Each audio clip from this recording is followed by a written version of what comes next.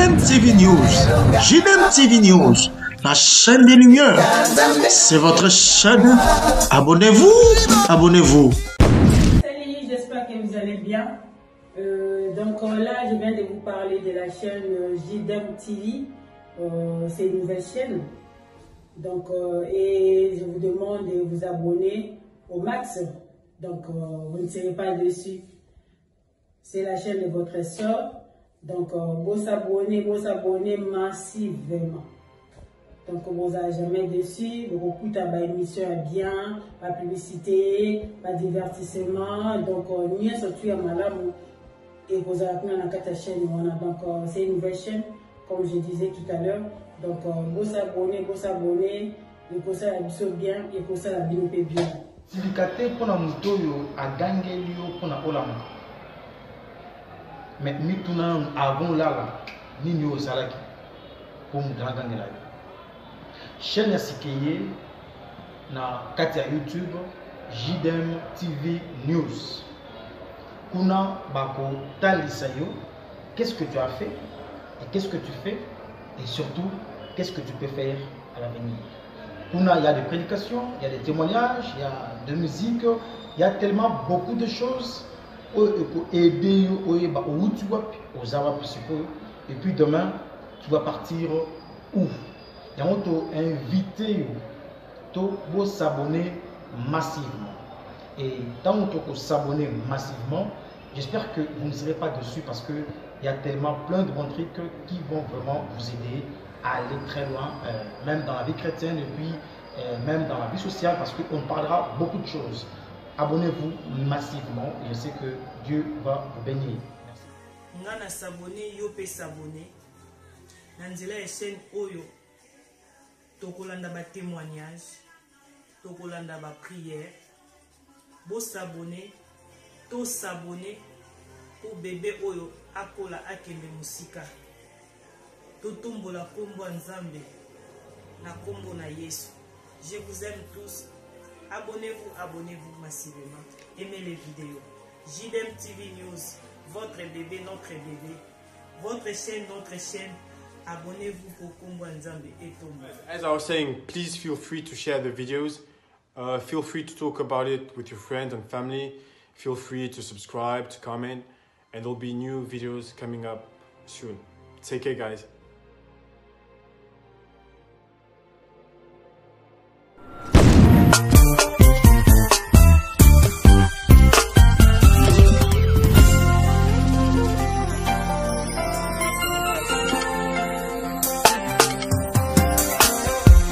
Na molongo ya bato bazwango luna nzambe na kokyo wangana. Shalom bien-aimés, shalom mes frères et sœurs. Shalom ba maman, shalom ba papa bilenge. Bandeko nyonso oyo bozwi occasion ya kolanda ngai ndeko na bino, ngai sœur na bino, maman Judith Modi Kaiba. Lilo na ngolu ya Nzambe tolingi to parler de la part du Seigneur.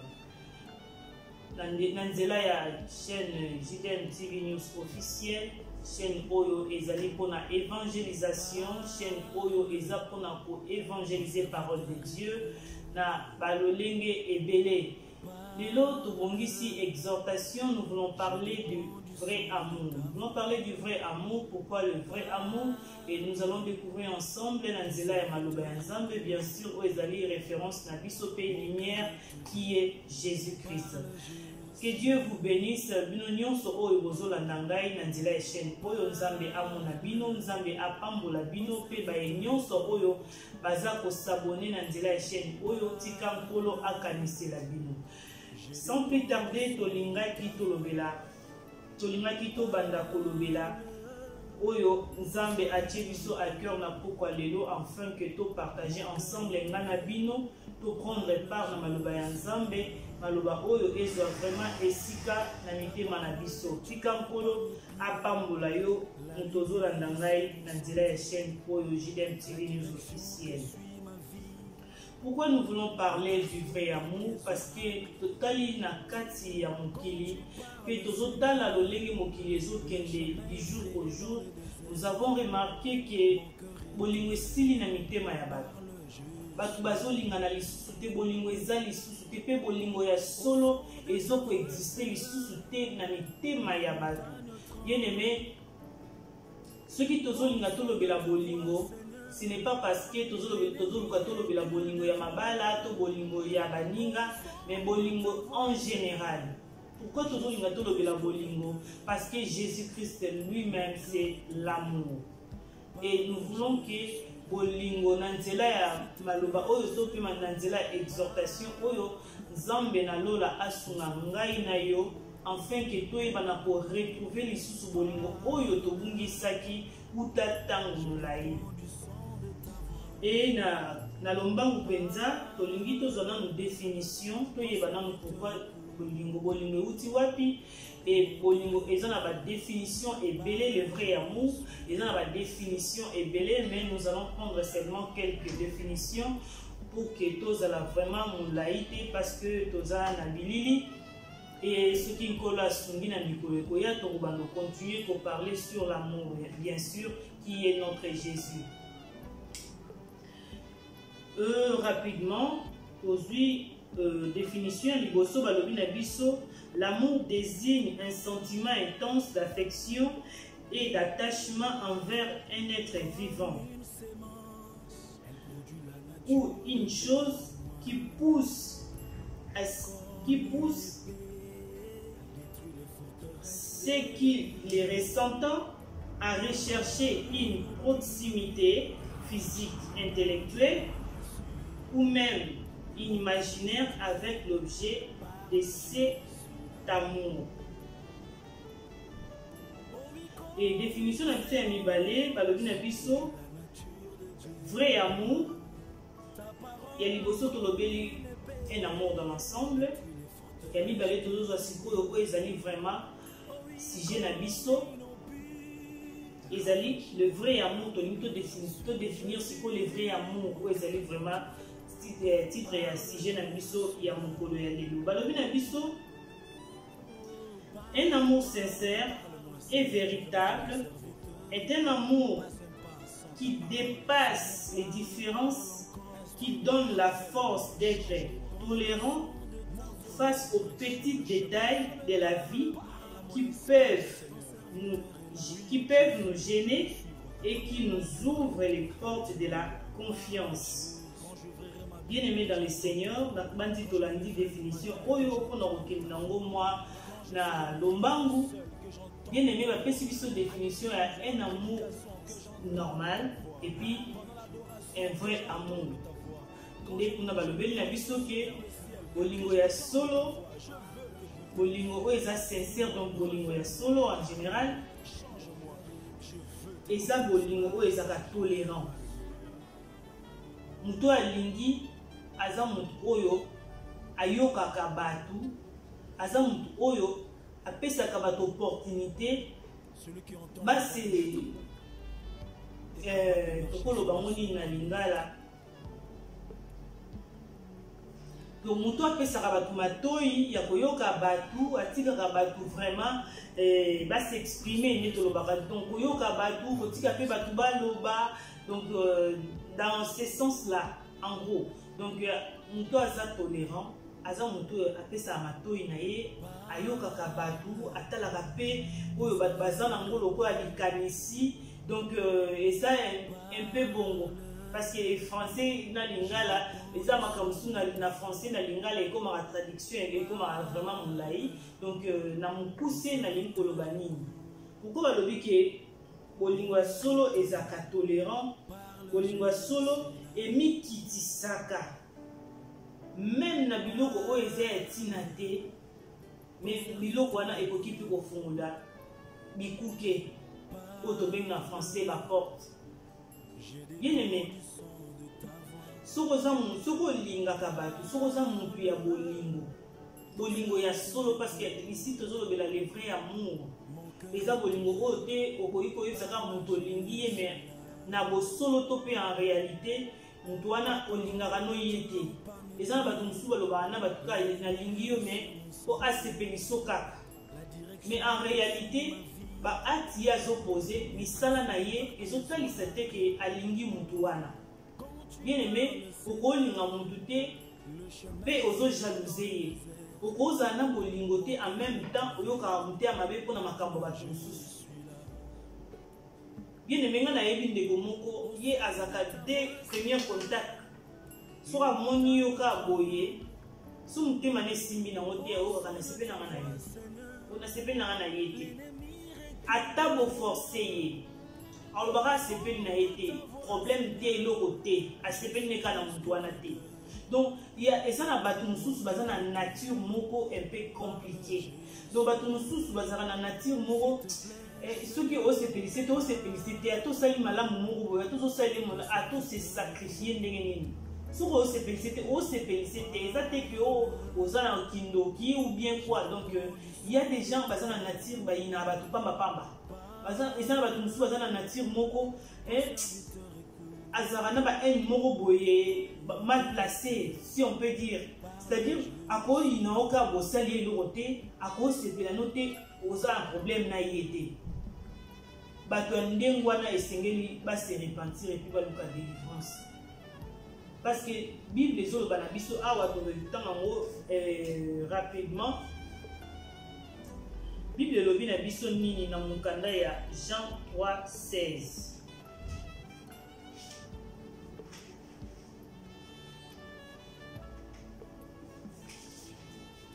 Zamba elobi na biso nini awa na mokanda ya Jean 3:16.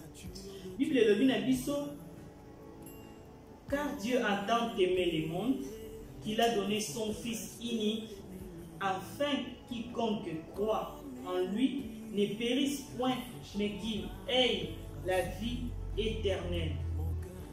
Bien-aimé, si vous avez un nature où il y a un batukara pour saluer le roteka pour sepeli na batuana te, mais si vous avez un nzambe, ma commission banabiso, car Dieu, nzamba lingai mokili. Na bolingo azaki nango wana apesaki biso mwana ye moko Yesu Masia. Balobi na Bible elobi na biso po ete ba oyo nyonso bakondimela ye bakokufa te me bakozala bomoi ya seko.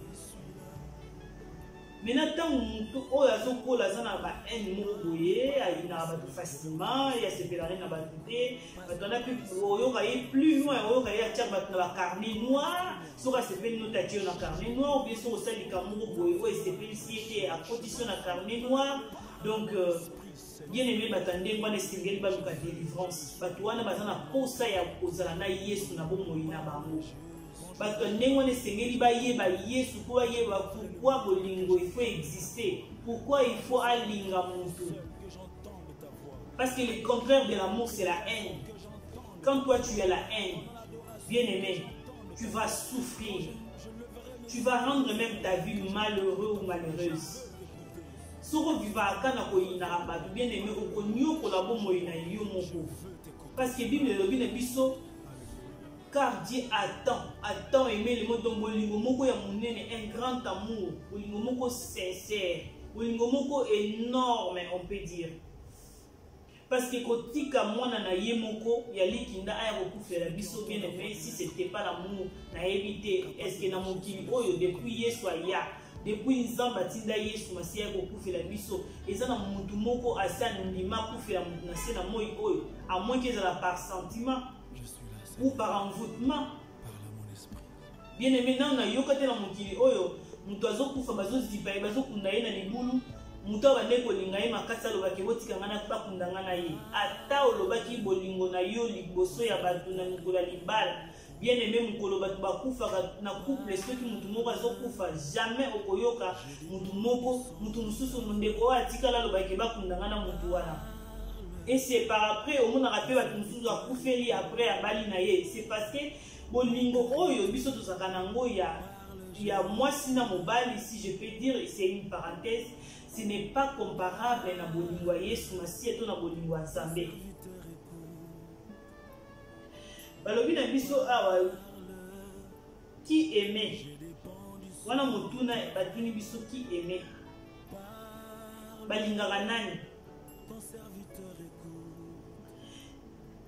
Bien aimé, il y a moi na ototenga na mukanda Jean 3:16. Balobi na biso c'est Dieu qui nous aime en premier. Il y a mon Bible que quand Dieu a aimé le monde, avant de tout parce que tout le barango mingi, mutali boso linga biso eza Yesu Masiya. Nde on a peu plus loin balobi na biso na mukanda ya 1 Jean. Kuna Bible lobi na biso nini? Bible lobi na biso na mukanda ya 1 Jean 4 à partir du 7e verset. Bible lobi na biso, bien-aimés, aimons-nous les uns les autres, car l'amour de Dieu, aimons-nous les uns les autres, car l'amour de Dieu, et quiconque aime est né de Dieu et connaît Dieu. Celui qui n'aime pas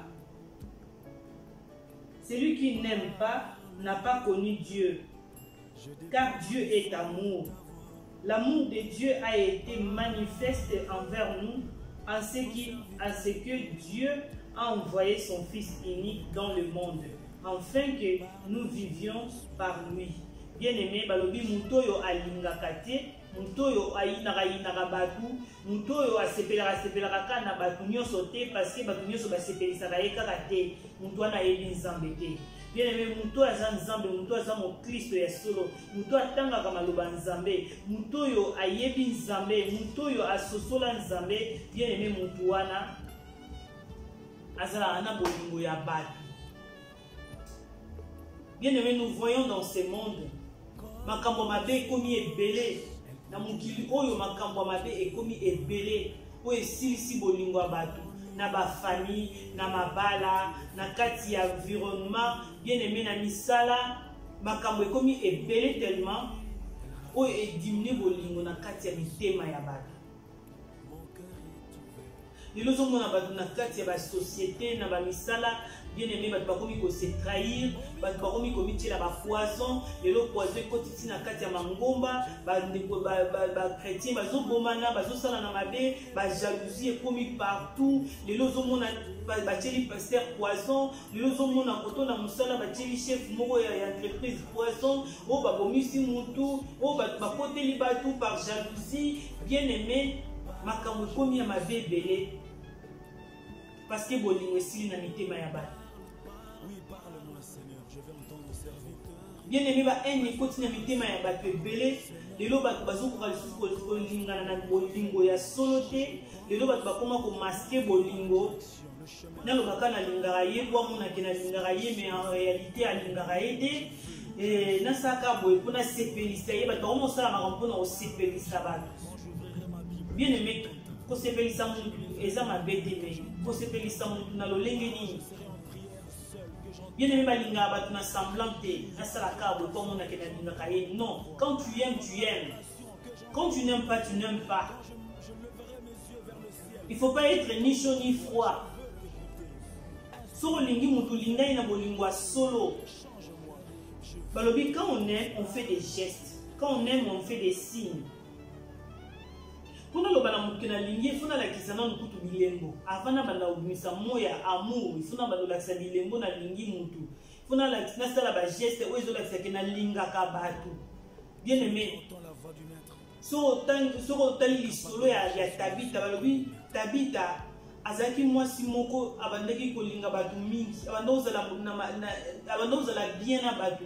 Tabita abandaki même kotonga bilamba azokende kokabila batu. C'est ça les gestes d'amour. Tabita bandoko bimisa mbongo na ye atongi bilamba, azwi bilamba ki okabila ba pauvre, azokabila bato bazangi. Bien aimé, toi tu fais quel geste ya bolingo? Na environnement na yo, na famille na yo, na quartier ozali, na ville ozali, geste ni ya bolingo salaka mpona olakisa bato kolingaka bato kozaka moto ya bolingo. Parce que Bible elobi na biso eke Yesu Nzambe alingaki mokili apesaki biso Yesu Masiya, azwaki kaka mwana na ye moko, atiki ya souffrir, atiki banyokola ye, bayokisi soni, balongoli ye bilamba, atiki Yesu bolumbu kaka mpona bolingo wana. Yesu azalaki nango mpona biso ya mikabine ekulusu, adini humiliation pour que ngana yo lelo toloba ke tokomi bana Nzambe. Tango beta atolo lelo lobi oza chrétien, oza prophète, oza ancien, oza nani, oza pasteur, oza apôtre. C'est par l'amour de Dieu que Dieu a voulu que toi tu sois là, tu sois ce que tu es aujourd'hui. Bien-aimé, en retour, est-ce que toi tu es un Dieu? Bien-aimé, sacrifice on a yeso sala yo en retour aux hommes c'est la yeso ni bien aimé même qu'on prier à pas manaton aux hommes c'est action de grâce c'est pas ensemble tu n'arrives pas même na pourquoi pour rendre action de grâce c'est pas ensemble na makamunyo so nzamba salé yo journée mobimba tu n'arrives pas bien aimé même les offrandes tu n'arrives pas les dîmes la coco ta coupe dans domaine on a été parce que c'est vraiment un domaine réservé bien aimé et là on y au sala pas ensemble. Tu n'arrives même pas à servir Dieu avec toutes les grâces que tu as. Tu chantes bien. Tu sais bien faire la facilité dans les Seigneurs. Bien aimé, tu fais quoi? Tu sais bien jouer la guitare, tu peux jouer aussi à l'église. Tu sais bien jouer les claviers, tu peux aussi jouer à l'église. Quand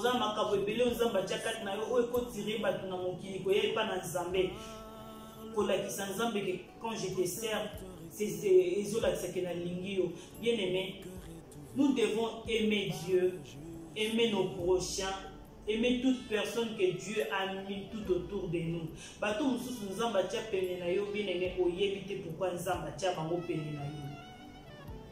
Qu'on négligera mutu nyonso tazo approcher yo à moins que mutu approcher na makanisi ya mabe mais si mutu azo approcher na likanisi ya mabe te comment na mutu nyonso pamba te bien aimé il y a des gens oyo azade ki amonika mutu pembe na yazo mona esalite azo mona nkele azo mona azo mitala ndenge ya zali azo tala mutu azo pembe na azo mona ka e propreté bien aimé quand tu vois des gens comme ça ozo mona ki ba propreté ba sointé bien aimé. Tout ce que tu as, tout ce que Dieu t'a donné, tout ce que tu as, l'argent, les habits, pourquoi pas donner aux gens où ils vont bien aimé? Aux gens un catalogue, il y a bilamba, aux gens comme on dit ici, placard, il y a bilamba bien aimé. Aux gens un nini. Tant au monde a battu baola ta bien té, tant au monde a battu propreté, tant au monde a battu salité. Mais tu passes comme ça dans la rue, tu trouves les gens, on va toujours nous la même pasuka. À la tête, on dit que modèle parce qu'ils ont la maman, c'est un modèle et pasuka dans mon maison, on va toujours la même pasuka pour azan à monter. Bien aimé, tant que tu vas bolingo et la kisamaka na ba signe et na ba geste. Bien aimé, n'est la petit exemple et tabita a. Aujourd'hui, dans le monde, en Afrique, les lots en Afrique est belé, ils souffrir. Tous les la PTV, qui paient mal. Au moins, il y a une vidéo, na WhatsApp bien aimé. Ça te donne des larmes. Mais après, nous faisons quoi? Parce que l'amitié, après, nous faisons quoi? Bien aimé, ça va souffrir. Dans le monde, on a tant on aura pu nous boîti. Au sommet de mon petit inspiré, il y a un petit au boîti. Mais il y a des gens qui meurent dans la faim. Et ça n'a pas de sous la grève des faim. Volontairement et involontairement parce que bazan en côté. Bien aimé, na solo la ina ndeko moko la fois passée na vidéo moko na WhatsApp na moni batinde linga na zoka papa moko azo expliquer kaka makambo mboka entre parenthèses ndenge mboka ezo tambola te bazo futa ete azo la kisa na nzungu balambi poto ya masangu yango na ndeko lia na bango pona journée wana mobimba parce que bazana do ya oliati. Bien aimé, ça m'a donné des larmes aux yeux. Ça m'a donné des larmes aux yeux. J'ai même essayé à un chroniqueur mon s'abonner à la chaîne à Congo. Est-ce que Oroye ba famille Oyo tout le gatan na balisumi kaka ya batumi balemi to sunga bango. Alors bien en tout cas ils sont compliqués. Ils sont vraiment compliqués pour naïeba pour référer à moi parce que au moins la vidéo nous tous à na WhatsApp na Messenger. Oyebi ben d'origine en côté parce que outil de partout. et tamboli au comment na téléphone. C'est là que je voulais dire quoi? C'est-à-dire quand on aime, il faut manifester l'amour par des gestes, par des signes. Aux gens moi et locaux. Il y a des mécanismes qui sont au Congo. Il y a des personnes à ONG, ils sont au Congo. Oh, il peut qu'il y ait du contact na bango. On me dit que sur la bango ici, on nous a donné une cookie pour nous sunga. T'as moi 10 €. Et c'est par là que je voulais aussi vous informer que JDM TV News et bientôt là va mettre en place un programme, pardon. Il y a soutenons et on nous a intitulé soutenons les orphelins. Soutenons ceux qui en manquent. Vraiment, et aux ala vraiment programme où il y a bien ceux qui est intéressé, bien aimé au Kangamoute Maté, avec un 5 €. Même par mois, on peut s'attendre 5 € pour un programme où on va soutenir ce que vous avez besoin de mais tout va manifester ce que vous avez besoin de geste, na oyo toza nango, oza elamba, bien aimé, oza intéressé nango, teza bien.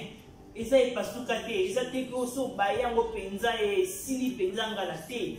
Et là, on dit vraiment que nous, on occupe pour là, mais on a un gros posaté. Bien aimé, ramène là. Il y a un autre ressort, un autre bongis, un autre repassé, un autre tient un carton. Tu tiens les bateaux, bazan en opé pour ce bazon, luka, on peut balata. Aux ans, moi 5 €, bien aimé, tu refous la compte, mon spécial pour soutenir orphelin, pour soutenir bateau, bazon, bazon, capé, moi, et l'eau à relier, bazaki, bien aimé, tout va nous manifester ce qu'on signe à Bolingo. Bien aimé, tu as kamawate, otali ke o bazo sala kwa shortcore, bazo sala malnutrition qui nous ont kamawate, banda ce qu'on propose parce que aux invités, bien aimé, Bible le bien mukola suka yeso retourna biso, azaki na boloko, oyaki otala ete, azanga ki eloko rodi opesa ki ete. Bien aimé, balobi na biso awa ke batu barotuna Yesu ozalaki wapi ozalaki na boloko ndenge nini ba question na nyonso tango otuna Yesu akozongisela yo bato nyonso bazalaki pene na yo bato nyonso yo banokutanga wana nzela azangi eloko akolia azolela nzala yo ozotala yo boaki soe bien aimé tozalaka kaka na langage mo na Afrique soko moni moto azosenga yo tieke alingati azwa mbongo na yake notiango na misala mabe. Non, quand tu es un chrétien bien aimé, okoyika ko penser bongo te soko za mwana nzamba solo bien aimé tango yo zopesa mutu na likanisi ya malamu ozopesa mutu parce que mutu wana za nango dans les besoins so mutu wana lukia ke ngo tiango na misala na mabe bien aimé oza mwana nzambe makila Yesu koganga tango ozopesa ngo pesi yango na motema mobimba opesi yango na kombo na Yesu selon maloba nzambe bato bazangaki bazalaki na baboloko kene kotala bango te bien aimé nayebi ke bato mosusu bazala na facilité wana te baza appel à courage wana te à cause de la facilité à oyoka ba ya compassion mais compassion na ye esuka na okabate mais ba mususu pe azana ngo posa ya okaba mazangi courage to pesi yo courage bientôt JDM TV dotia programme wana soutenir les orphelins ce que ozanga la courage wana to pesi so courage so ozana na courage à contacter ba wana te biso tozana facilité à contacter ba ONG tozana bandi ko déjà ba contacter ba ONG différents. Et son dans l'avenir, ONG par la grâce de Dieu. Mais nous avons contact avec ONG, moi Soukali, moi Miliki, bien aimé, Banabalia, Bandekobalia, Zamba au Pambola. Nous devons nous aimer les uns les autres. Nous devons aussi aimer nos prochains. Bien aimé, tu as vu le lien avec Nzambe et ça va servir Nzambe. Pour ça, la nyonso eza pona lokumu Nzambe ndenge makomi le bien tu aller faire toutes les nations et disciples. Nzambe azana na posta obenga batu baya epai na ye. Batu bakoma bana na ye. Et balobi na biso awake. Quelles sont les conséquences de l'amour? Bien aimé, ndenge ni tokoyeba bolingo ya solo wana tokena mbangu na makomi na kati ya makomi na mukanda ya Corinthiens oyo vraiment ezali esika tozwaki mateya na biso na 1 Corinthiens 13 à partir du premier verset. balobi na biso kuna nini na kati ya mokanda ya 1 Corinthiens. Dans une première verset, balobi, quand je parlerai des langues des hommes et des anges, et si je n'ai pas la charité, je suis un airain qui résonne ou une cymbale qui retentisse. Bien aimé, balobi, ata nazo parler ba langue. Bien aimé, ata na prophétisaka, wapona prophétiser, pona tuntuka na tuntuki. Bien aimé, tout ça là, si je n'ai pas l'amour, balobi, oza lokola un airain, tu es comme un cymbale. Oh, ba betaka. Bien aimé, et ça ma kelele, et pas en besoin comme ma kelele. À tous on a un don spirituel énorme. À ta bengaka yo bishop, au archibishop, au révérend, au ceux qui n'ont prophète, au apôtre. Bien aimé, ceux qui n'ont pas monté manayo ozala na bolingote, oyo nzambe yemoko azali. Parce que Dieu nous recommande l'amour, parce que lui-même il est amour. Lui-même, dans son amour, il a voulu que son fils unique puisse descendre sur cette terre. À recouvrir la biseau. Maintenant, il y a autant de dons spirituels. Vous avez un caveau. Dieu n'en disconvient pas. Mais dans ton cœur, tu as l'amour.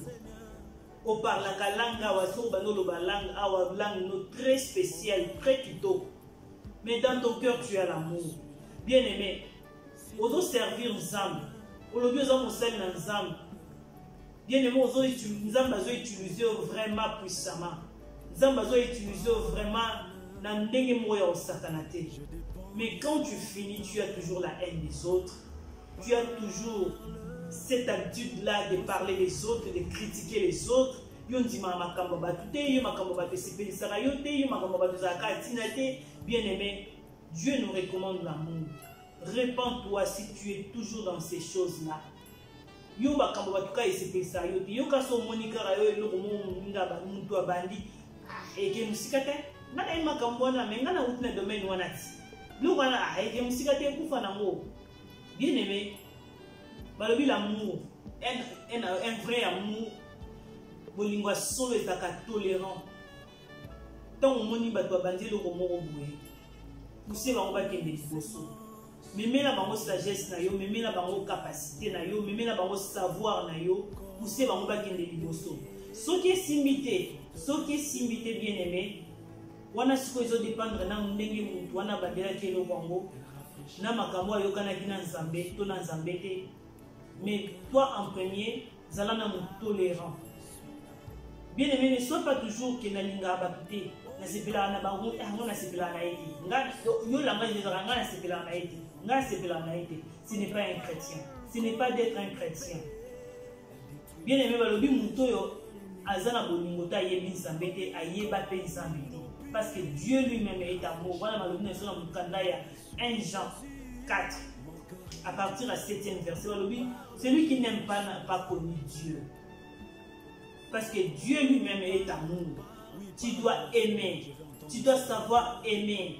Même dans ta famille. Lingaka batu bien aimé tika haine bolingo ekotisa makambo ebele na ma famille lelo ma famille bato bakoma na ba division bawelelaka lopango bakabwana bakoma mutu na mutu distance parce que bolingo ezate esika bolingo ezali compréhension ezali esika bolingo ezali makambo bien ebimaka na esika wana efungolaka ba porte bolingo ekotisaka bato na ba relation ya malonga pe ya minene bien aimé soko ozala na motema ya monene motema moko ouvert ozala na facilité ya koyamba bato ya ozala na hospitalité. Bien aimé, nzamba ofungolelo ba porte.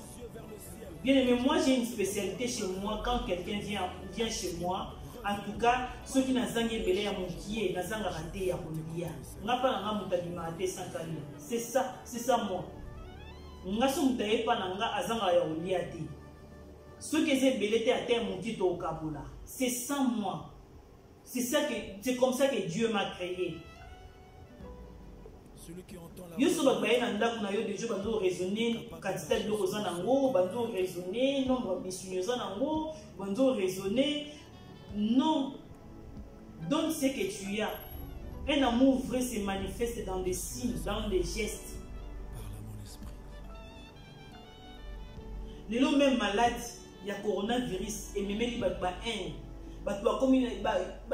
logique il y a geste de distanciation et ça m'a bêté. Il faut pas baser dans la distance pour que va éviter malade. Mais et participer bah nous sous na profiter na ngo ba participer moi muté mama be moko boye. Le combien de temps aux gens na biso ko solution ko ka bien aimé muta poussani talongo pembeni na yo. Donc c'est comme ça. Les gens là monsieur même ba un monde na muta ko hôpital tina ndinga zo kufa atira le monde ta famille na été donc bazola ki ça ba tout vraiment que soko s'approcher na mutu wana o kufa o bela o sala boye. Non. Et c'est que toi y es ensemble, pour toi y est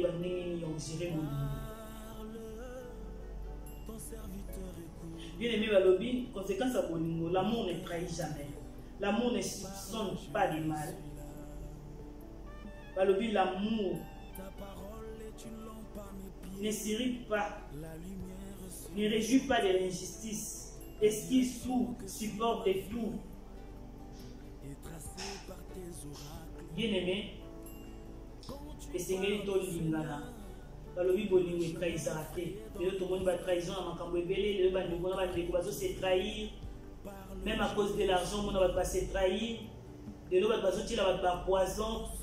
De l'eau va bazo ça na mabe parce que bolingo si na mitema ya bato. Balobi l'amour excuse tout. So mutasali o mabe limisa. Quand tu as l'amour, tu auras aussi la facilité de pardonner. Mais quand tu n'as pas l'amour,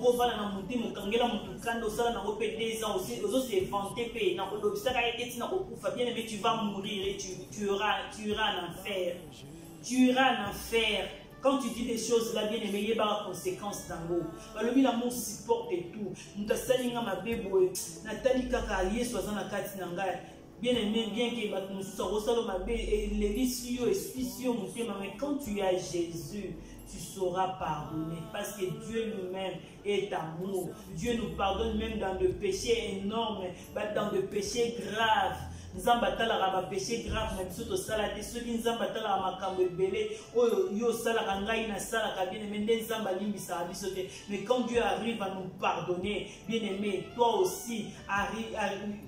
Ça est fort, il y a quoi arriver à pardonner parce que Dieu nous aime. C'est par l'amour de Dieu n'est aux en bon moi. C'est par l'amour de Dieu n'est aux en haut ni aux autres en bien aimé. Balobi l'amour ne se réjouit pas de l'injustice. Yo ceux qui va bakani basali mutu mabe yo biazui na loba kini na ebisa keni akomona na ebisa keni akola kisaye non.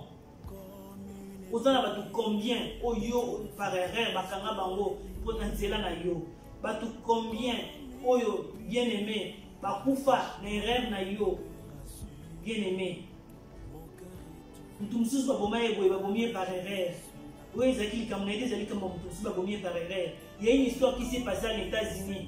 Moi na bana mi balé ceux qui vont dans na isuri lo ni salamaki ba yo kokuta mwana moko kufi ba porta mwana wana plainte mwana ceux qui a 11 ans si je me trompe pas ba kangaka mwana wana ba condamné à mort ba bomaye bien aimé ba électrocute mwana wana zo kufa na courant boy na nzoto parce que ba condamnaka ya moko ba kutaka ndeko camarade na kufaki bien aimé c'est après celui combien des années ba yo découvrir que Azaka innocent. Regarde un peu la douleur de cette famille là.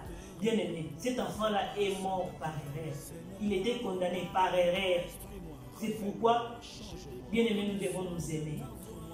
Parce que manque d'amour et comme il y a des erreurs et des manque d'amour et comme il y a des balles. Bien aimé, manque d'amour et comme il y a une famille parce que tu n'as pas l'amour. Toi, tu regardes toujours des intérêts, l'argent. Tu regardes toujours tous ces contacts qu'on vous a laissés. Vous voulez le parent bien aimé. Parce qu'il n'y a pas l'amour, vous regardez toujours le matériel. Zamba pas mon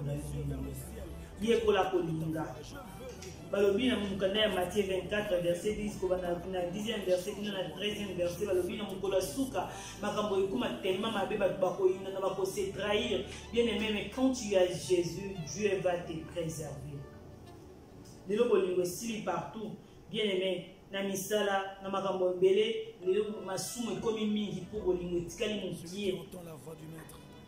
Ozomona da mutu na musala ba engager ba pesi musala ba kebele bazoluka. Olé à la tsabolingo wana ya mutu yo apesi musala reconnaissance wana bien aimé mutu wana posa nezaka ayiba na eka ya ayiba neka zoka musala alimana ndaku ayiba neka zoka musala bien aimé répands-toi parce que si ko zawana ba tu combien bazo sala effort ba ko mawana musala ozo wana combien de personnes bazo comme musala bazo zo te répands-toi bien aimé toujours que na pochité Bible de l'Ovina Bisso dans Mukanda ya Corinthiens 13, le 13e verset. Bible de l'Ovina Bisso Nini.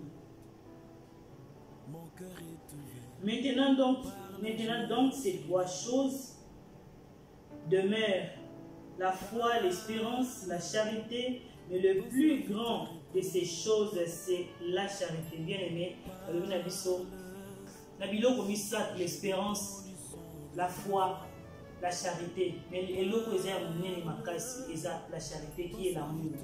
Bien aimé, na ute koloba liboso awake.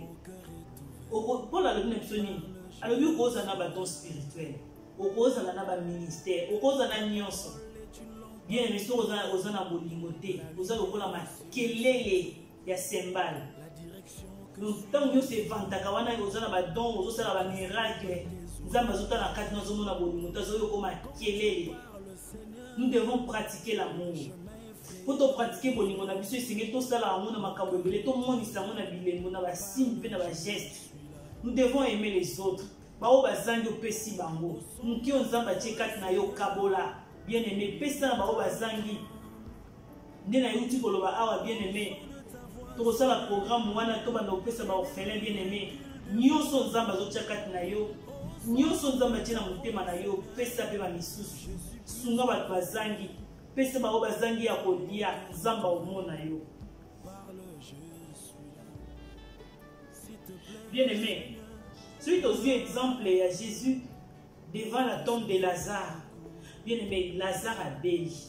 Lazare a béni. Baluki est soigné. Te batinde lié sous ma lobalié. Quand Lazare a profité 4 jours à payer sur apparaître.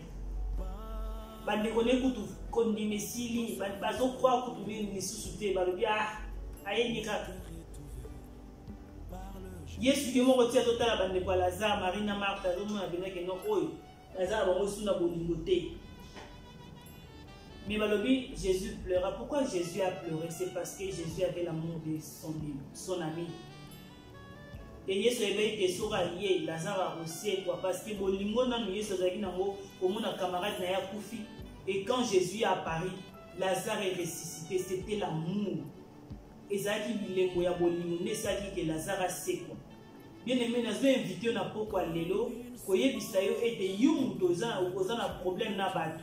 Yum to kabwana na famille. Yum tozana ba ranki na batu kende ko réparer parce que mukolo Yesu akoya eye banité. Yesu akuta yote oyina batu. Yesu akuta yote ozana ba ranki. Yesu akuta yote ozana ba problème ya batu na kata mutema na yo. Ozana sanduku ya ba problème na mutema na yo. Bien aimé, réparer bisika nyonso oyo ozwaki problème na batu. Na pourquoi lelo nazo invité au kende ko réparer. Yebisa Nzambe akota na bomo ina yo. Recevoir Jésus-Christ comme Seigneur et Sauveur pour que atalisa yo nzela ya bolingo. Bien aimé, na kati ya mukanda na kati ya mukanda na kati ya Bible zo ba na mukanda ya Galates 5:22. Bible zo recommandé que l'amour qui est le fruit de l'esprit. Quand tu as Jésus, quand tu reçois Jésus, le fruit de l'esprit et pour ya ovanda na kati ya mutema na yo et bolingo eza moko ya ba fruit de l'esprit. Tika Nzambe apambola yo pour que oyeba na ko exercer bolingo. Soki ozana bolingo ko benda kondima, bolingo ko kotisa yo na kati ya foi. Nzambe na lola apambola yo na pokwa lelo na oyo nyonso azwi likabo ya kolanda biso. JDM TV News, la chaîne officielle, la chaîne des lumières, pardon. Nzambe apambola yo mutu yo s'abonner na nte oyeba na ko s'abonner. Tika Nzambe azo. JDM TV News, JDM TV News, la chaîne des lumières. C'est votre chaîne. Abonnez-vous, abonnez-vous.